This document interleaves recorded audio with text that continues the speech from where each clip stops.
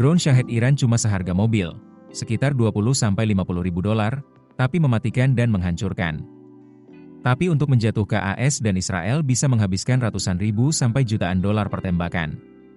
Amerika pun mulai ubah strategi, lawan murah dengan yang murah. Satu drone murah bisa meluncur diam di malam hari, sulit dideteksi, dan membawa ancaman serius. Tapi untuk menjatuhkannya, dibutuhkan rudal bernilai miliaran rupiah. Masuk akal? Tidak lagi. Inilah yang sedang diubah oleh militer Amerika Serikat. Alih-alih mengandalkan jet tempur mahal atau rudal canggih, Angkatan Udara AS mulai melirik solusi yang jauh lebih sederhana, namun efektif.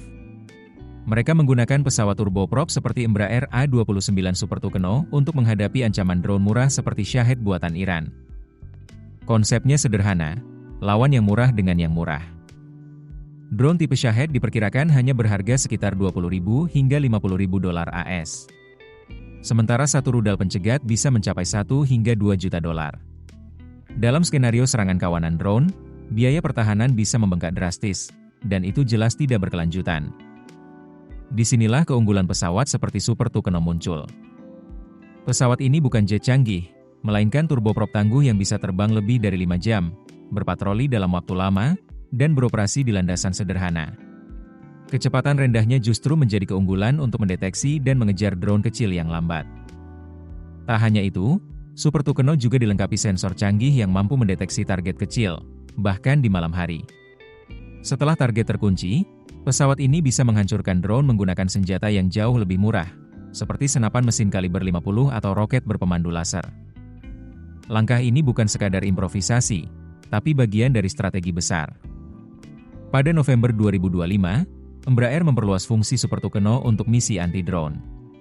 Lalu pada Maret 2026, mereka menggandeng Valkyrie Aero untuk mengintegrasikan sistem AI bernama Gunslinger.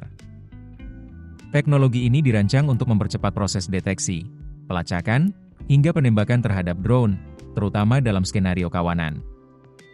Artinya, satu pesawat bisa menghadapi banyak drone secara lebih efisien. Saat ini, Angkatan Udara AS memang sudah mengoperasikan sejumlah kecil varian A219 untuk pelatihan dan misi serang ringan. Namun konfigurasi penuh anti-drone berbasis AI masih dalam tahap pengembangan lanjutan.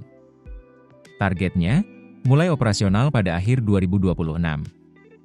Yang menarik, strategi ini mencerminkan perubahan besar dalam cara perang modern dijalankan.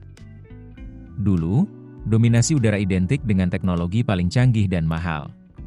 Tapi sekarang, ancaman datang dari sistem yang justru sederhana, murah, dan diproduksi massal.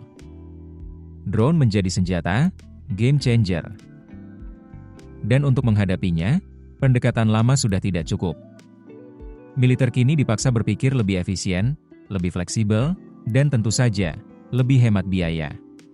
Super Tucano menjadi simbol dari pendekatan baru ini, bukan yang paling canggih, tapi yang paling masuk akal. Dampaknya tidak hanya untuk Amerika Serikat.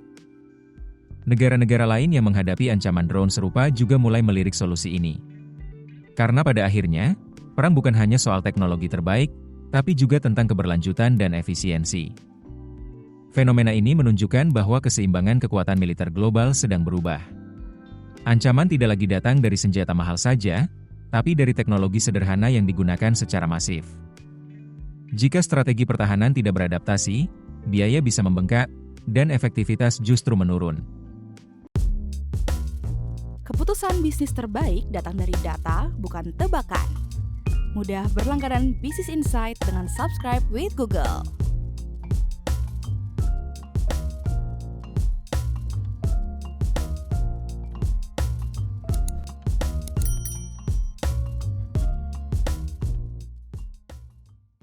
Download aplikasi Kontan sekarang di App Store atau Play Store.